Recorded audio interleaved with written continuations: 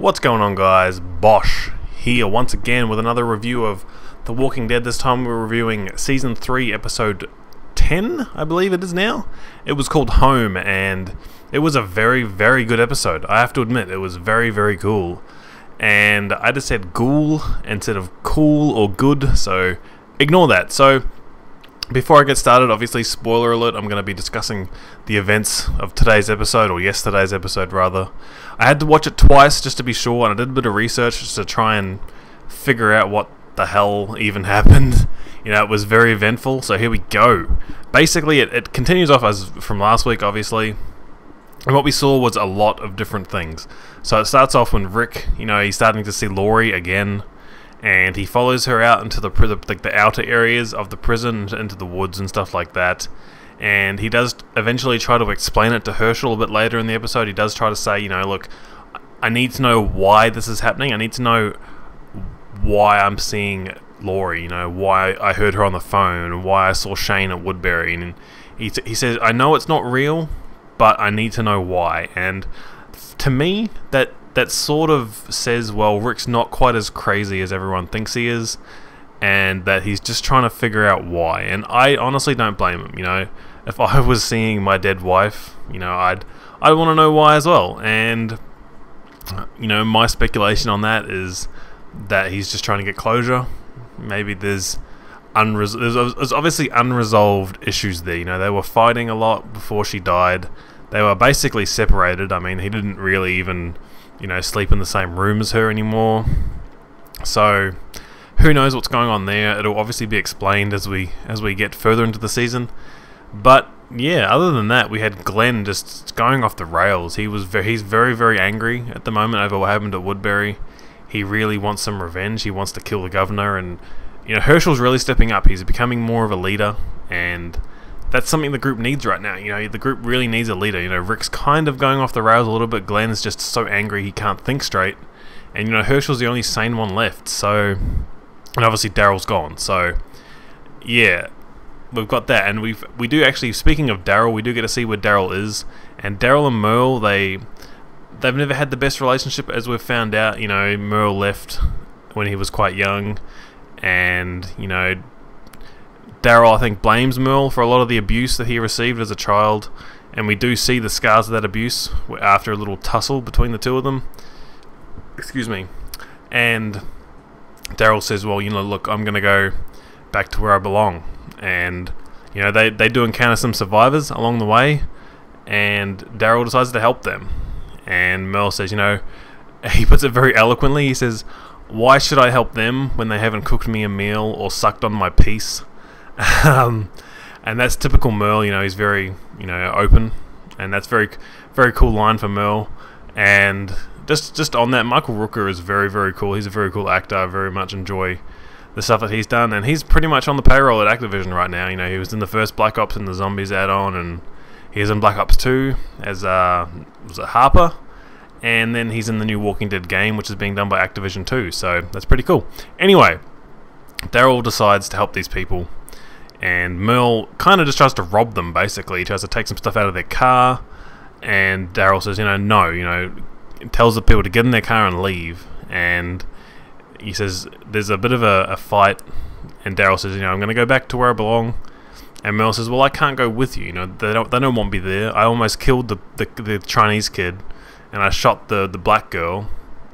And Daryl points out that he's actually Korean, and that to me was a big sort of stepping point for Daryl, because if you think back to season 1, when they went back to Atlanta to get Merle off the roof, they were in that alleyway, and I think Daryl says something like, you're pretty smart for a Chinese kid, or something like that. Something to do with being Chinese anyway. And Glenn points out that he's actually Korean, and Daryl just goes, whatever, you know, like, they're all the same, whatever, you know, typical racist, you know, southern hillbilly style sort of dialect. And in this episode we see the same thing, but the roles are reversed, and Merle is like, well, he's Chinese, and Daryl points out that no, he's actually Korean, and Merle goes, well, whatever. And to me, that kind of shows how much Daryl has changed. You know, how much he realizes that, you know, he's got to be more of a team player, more of a a group person because he can't just look out for himself, and that's what Merle is. Merle's become more like that. He's regressed further down that path of being, well, screw everyone else. I'm all for me and for nobody else, and it's very important. I think it's going to come into play, and I think that's going to lead to a confrontation. It's going to lead to a confrontation between Merle and Daryl.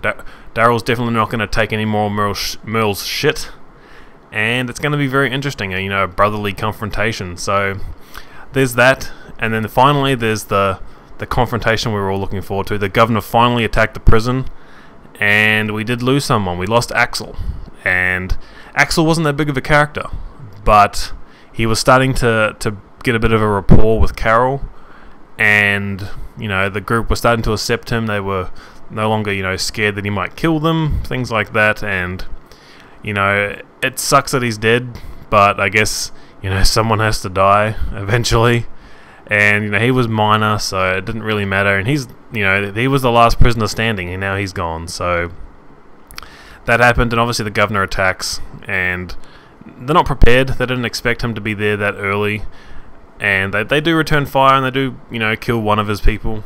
But the penultimate thing for me was when this ice cream truck rolled up and smashed through the gates of the prison, and someone got out. It was a mystery person. They were head to toe in riot gear, and now to me that says something. But if you haven't read the comics, well, that probably doesn't mean anything to you.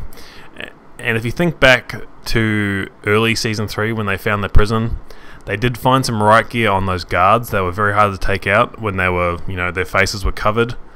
And in the comics, they do find a lot of riot gear in the prison. They use it to their advantage. It actually saves them a couple of times from bites. And this person was dressed head to toe in riot gear, basically.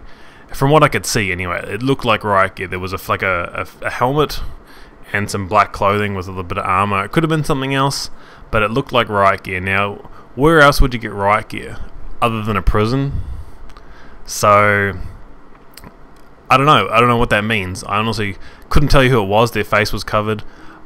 My guess was that it could be Andrea, but who knows where she got the riot gear from. I don't know who it could be. The producers early on, before the season came back, they did hint at someone from the past coming back to the group, and the only person that I can think of that didn't outright die was Morgan. Now, Morgan was the black guy that Rick first met when he got out of the hospital. Now, I don't want to spoil the comics for anybody, but Morgan does come back in the comics. Now, it's a further way, it's a long way down the track in the comics from where we are now, but they haven't really done the comics word for word, which is good. So I don't know, maybe he realizes that this is Rick that's in the prison, and maybe he has a change of heart and helps him take the governor down. I don't know. I'm just speculating, but it's pretty interesting. Anyway, I've been talking for 8 minutes now, and I think I should wrap this up. Overall, I think it was a pretty good episode. I'd give it a 9 out of 10. A lot of action, and I think that should appease the people from last week who said this isn't a very good episode. It was pretty boring, but I think they were setting up for this episode. So anyway, leave your comments below with what you thought of the episode. I'm very interested to know, and that's all I got to say. So thank you guys for watching, and I'll see you guys later.